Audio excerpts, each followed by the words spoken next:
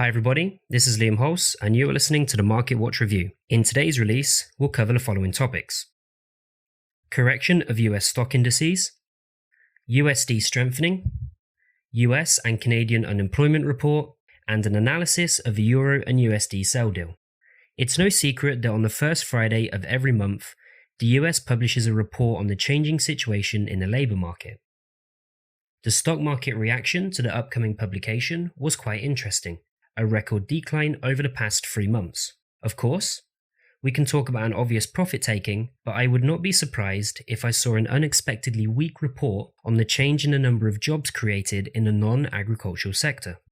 A collapse of stock indices, which I still consider as a corrective decline, supported the USD. As a result, we're seeing a significant weakening of the Euro and USD currency pair.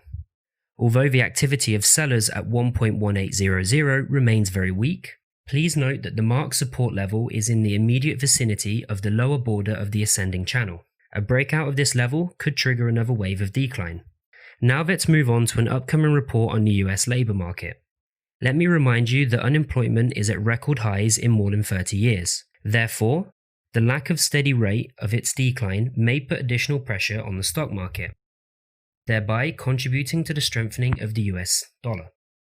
And in this case, the report on the change in the number of jobs created will serve as a more informative for traders. Considering all this, at the time of the publication of the report on the US labour market, we may see another wave of decline in the Great British Pound and USD currency pair to the next technical support level at 1.3170.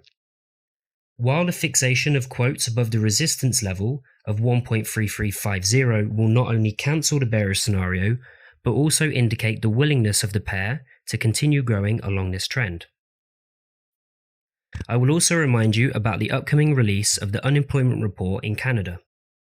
The situation here is a little worse than in the US, but Canadian dollar traders need to take into account the change in oil prices.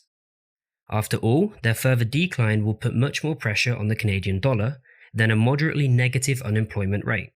I will conclude today's review by analysing a Euro and USD sell deal. The trader opened a sell deal at a volume of a 1 lot immediately after the breakdown and fixation of the pair quotes below the technical support level of 1.1950. The trade opening price is 1.1930.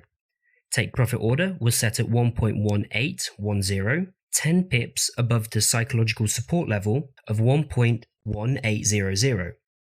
The profit on this trade was $1,200.